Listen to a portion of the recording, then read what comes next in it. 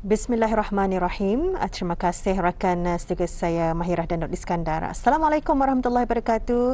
Selamat pagi dan salam sejahtera kepada bis kita yang mengikuti lintas langsung dari daerah Tutong hari ini.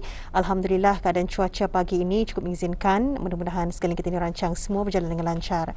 Dan seperti biasa Auda dari daerah Tutong, kami juga akan berkongsi antara bahan semasa yang telah disediakan dan juga satu maklumat semasa mengenai info mengenai penutupan sementara bekalan elektrik yang akan berlaku di sebahagian kawasan daerah Tutong ya. Pada hari Jumaat 22 Oktober 2021 akan dijalankan kerja-kerja penggantian ringmain unit di stesen elektrik Kampung Sengkarai Tutong, iaitu di Simpang 281 Sengkang 31 Kampung Sengkarai Tutong, bermula pada jam 8.30 pagi hingga jam 4.30 petang ya. Jadi itulah Auda makluman mengenai penutupan sementara bekalan elektrik yang akan berlaku esok 22 Oktober 2021. Dan untuk seterusnya kita beralih menyaksikan bahan visual yang telah disediakan.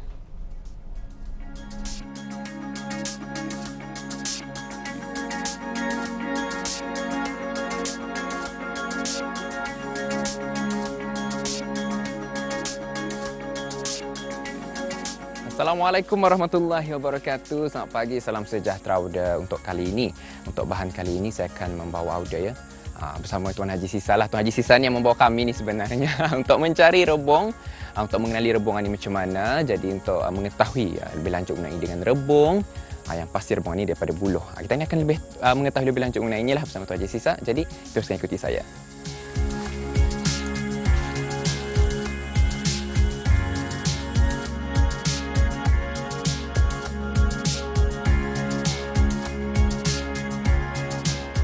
Pokok buluh mempunyai banyak jenisnya, di mana terdapat lebih daripada 1,000 spesies dari 70 genera di seluruh dunia. Dan pokok buluh tebal adalah antara spesies buluh yang banyak terdapat di negara ini. Lazimnya, buluh akan bermula daripada rebung, kerana rebung buluh adalah satu-satunya bahagian yang keluar dari pangkal pokok di permukaan tanah untuk ia membiak dan mempunyai isi yang masih lembut. Di kawasan berhampiran rumah dan kebun beliau, terdapat banyak pokok buluh tebal. Oleh itu, beliau membawa saya untuk mencari rebung daripada buluh ini. Ya udah, ni nah buluh yang kita ni sama-sama mencari. Soalnya kalau ada buluh, ada tah rebungnya tu. Jadi Tuan Haji, mana rebungnya? Ya dan ini rebung buluh tabal. Ini rebung buluh tabal. Yang dami-dami tu bukan? Yang dami-dami ini dipanggilkan tangkisol. Yang dami tu tangkisol. Ini tangkisol. Tadi dami tanah ada.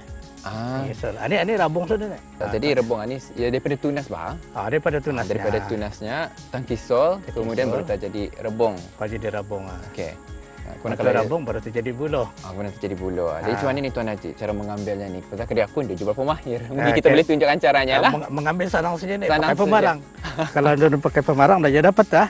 Ini bercucuk saja ni, anda payah. Cucuk saja ni. Kalau mau dia anu saja ditetak pun boleh juga. Tetak macam mana? Kalau tambah cepat. Cuma tu saja. Ya. Rebung tu sudah tu. Jadi kalau yang dami-dami tu macam mana?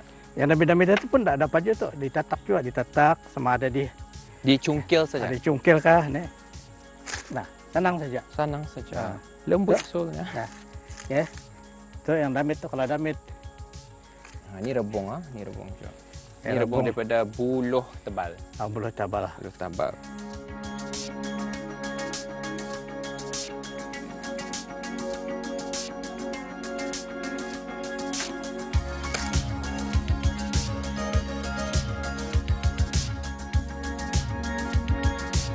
Kita ni pindah lagi ke sana. Sikut kita kena. Alhamdulillah ada juga kita ni belurih tu. Alhamdulillah. Ada je sekarang di gulai tu kan.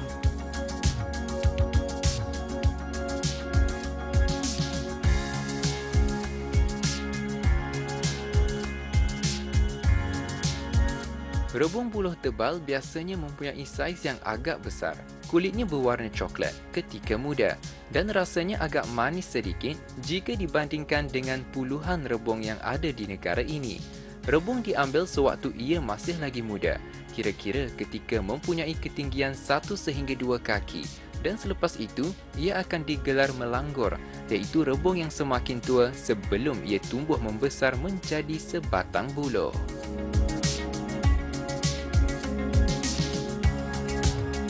Anita melanggur ni tuan. Ini ya maksudnya abung yang sudah melanggurnya kami Kedayan melanggur. Melanggur. Ya Maksudnya ia tumbuh tinggi sudah. Ya tinggi sudah lebih daripada apa namanya ini, rabung biasa. Tapi walaupun macam mana ya ini boleh juga diambil. Ya diambil di sebelah di atas sana. Ini gunanya adalah untuk kita ditunuk. Kita ditunuk. Lepas itu kan sudahnya masak umbutnya di dalam itu. Baru kita buatkan sambal dan sebagainya. Jadi kalau dilihat untuk membezakan rebungan ni, macam kita ni akan nampak pucuknya di atas. Itu rebung. Itu rebung. Ya nampak ni ada macam ada telinganya ni. Telinganya ini masih rebung namanya. Masih rebung. Tapi kalau sudah dada macam ni sudah dada dipanggil buluh sudah ni. Buluh. Artinya yang dia lagi ada rebung. Lagi ada rebung.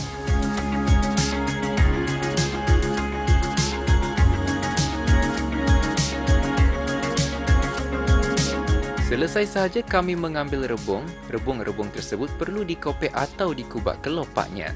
Tetapi, perlu juga dilakukan dengan perlahan dan berhati-hati kerana rebung dilindungi oleh kelopak yang mempunyai miang, iaitu bulu-bulu halus yang menggatalkan.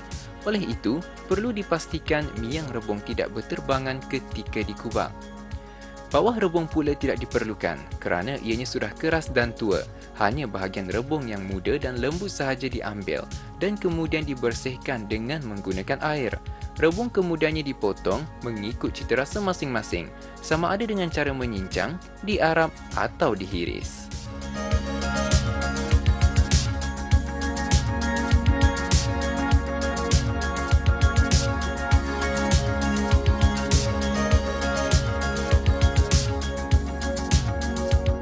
Bagi masyarakat kampung kita ni, rebung buluh tebal memang selalu digunakan untuk dijadikan sayur dan dimasak seperti masak rebus, masak bersantan atau dijadikan sebagai acar. Rebung yang akan digunakan perlu direbus terlebih dahulu untuk mengurangkan rasa pahitnya.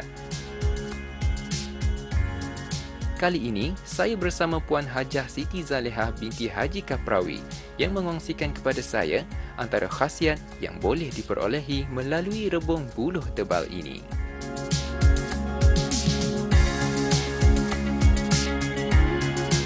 Khasiatnya memang pucuk rebung ni sama dengan sayur-sayuran lain. Tetapi pucuk rebung ni memang khasiatnya lebih tinggi, macam tinggi seratnya, tinggi ya kalau tidak silap saya ni, tetapi bagus untuk orang yang ada tekanan darah tinggi, kencing manis. Bagus ni pucuk rebung. And then sebab ia pahit-pahit tu kan, apa saja ulam-ulam, sayur-sayuran yang ada rasa pahit memang bagus untuk kesihatan. Memang bagus untuk kesihatan, ya betul.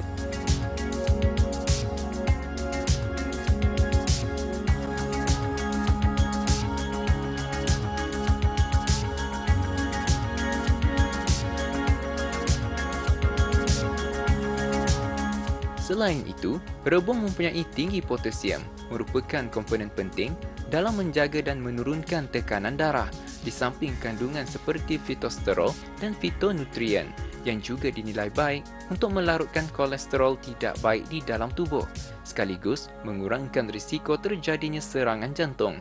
Kandungan seratnya yang tinggi juga amat baik untuk melancarkan proses pencernaan. Rebung buluh tebal tidak sentiasa tumbuh kerana ianya tumbuh bermusim. Jika dahulunya, rebung tumbuh ketika musim menyemai padi, tetapi kini ia kebiasaannya tumbuh pada sekitar bulan Mei dan Jun dan keadaan cuaca mestilah dalam keadaan lembap. Kerana turunan hujan yang kerap akan memburukkan dan membantutkan tumbesaran rebung. Secara puratanya, rebung akan tumbuh sekali atau 2 kali dalam setahun dan tumbuh tidak jauh dari rumpun pokok buluh yang menjadi induknya.